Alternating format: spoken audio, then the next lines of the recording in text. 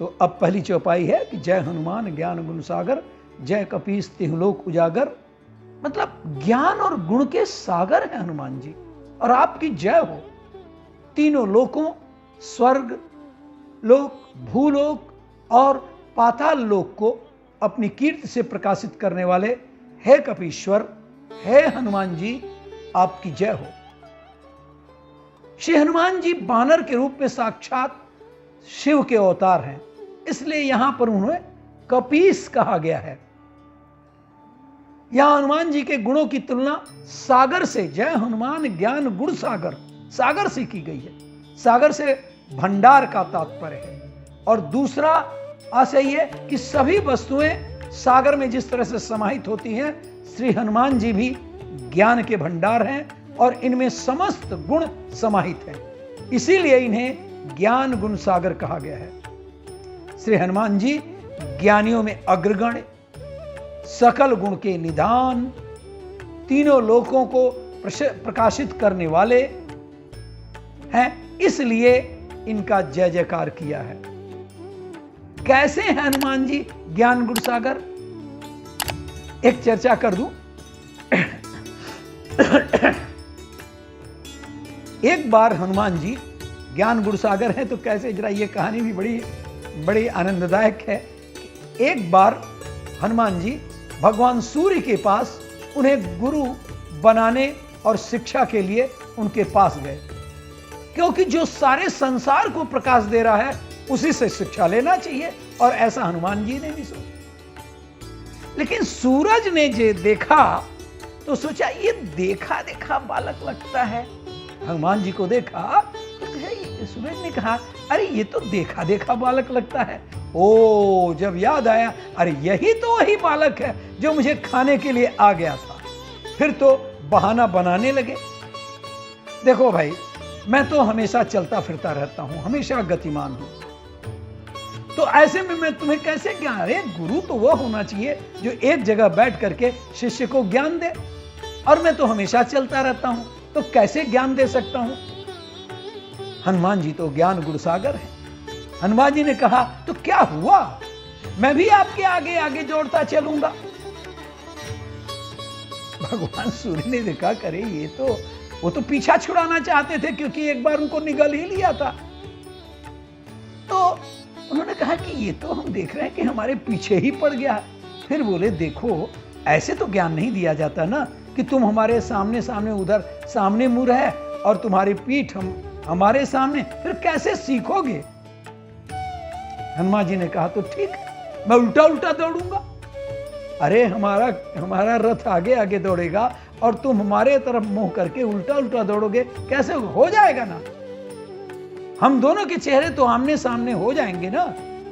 सूर्यदेव ने कहा कि जब तुम उल्टा ही रहोगे तो ज्ञान भी तो उल्टा ही हासिल करोगे ना। हनुमान जी ने कहा किसी भी बालक का प्रभु ज्ञान जो होता है वो अधूरा और अपूर्ण रहता है, किंतु गुरु जी के साथ सन्निकट होने पर ही, उनके सानिध्य में ही वह अपूर्णता यह और उल्टा हो जाता है, पूर्णता में बदल जाता है। आखिर उल्टा ही हुआ ना। भगवान सूर्य विवश हो गए और उन्हें ज्ञान देना ही पड़ा, और इस तरह वह हनुमान जी के गुरु जी बन गए और उन्हें 10 विद्याओं में प्रवीण कर दिया। दूसरी चौपाई है रामदूत अतुलित बलधामा, अंजनी पुत्र पवन सुतनामा।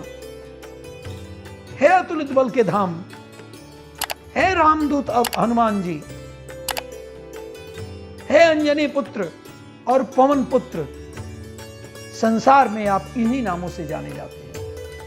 तो जब कोई किसी को भी कार्य सिद्ध करना होता है तो उसके इष्ट अथवा पूज्य का नाम लेकर उससे मिलने पर कार्य को सिद्ध होने में देर नहीं लगती। यही कारण है कि यहां श्री हनुमान जी को प्रसन्न करने के लिए भगवान श्री राम, माता अंजनी तथा पिता पवन देव का नाम लिया है। चूंकि पवन देव के द्वारा भगवान शंकर का अंश माता अंजनी के गर्भ में प्रस्थापित किया गया था, इसलिए उन्हें भगवान शंकर का भी पुत्र कहा जाता है। महावीर विक्रम बजरंगी, कुमति निवार सुमत के संगी। हे महावीर, ये तीसरी चौपाई है।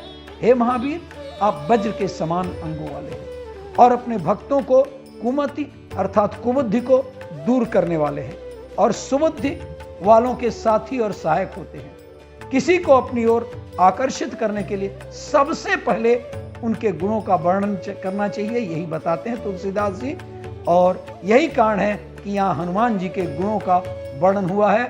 श्री हनुमान जी त्याग, दया, विद्या, दान तथा युद्ध, इन 5 प्रकार के विशिष्ट कार्यों में अपना विशिष्ट स्थान रखते हैं और इसी कारण से वह महावीर कहलाते हैं। हनुमान जी अत्यंत पराक्रमी और अजेय होने के कारण वह विक्रम और बजरंगी हैं।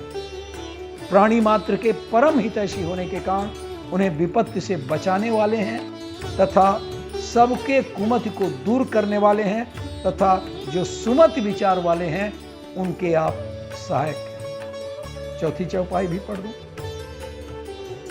कंचन वर्ण विराज सुबेसा, कानन कुंडल कुंचित केसा। आपके स्वर्ण के समान कांतिवान शरीर पर सुंदर वस्त्र सुशोभित हो रहा है। आपके कानों में कुंडल है, आपके बाल घुघराले हैं। इस चौपाई में श्री हनुमान जी के सुंदर स्वरूप का वर्णन किया है। आपकी देह स्वर्ण शैल की आभा के सदृश सुंदर है, कान में कुंडल सुशोभित है और दोनों वस्त्रों से तथा आपके घुघराले बालों से आप अत्यंत सुंदर दिखते हैं।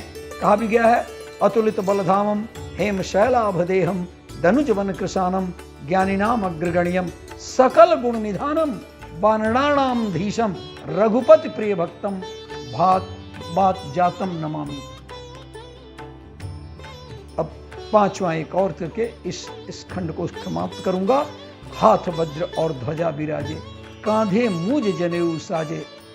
आपने अपने हाथों में वज्र के समान कठोर गदा लिए रहते हैं। आप अपने हाथों में ध्वजा धारण किए रहते हैं। आपके कंधे पर मूज का जनेऊ भी है और सामुद्रिक शास्त्र के अनुसार वज्र एवं ध्वजा का चिन्ह सर्व समर्थ तथा सर्व विजय को प्राप्त करने वाले के हाथ में है। कंधे पर मूज का जनेऊ ब्रह्मचर्य का लक्षण है। श्री हनुमान जी इन सभी लक्षणों से संपन्न है।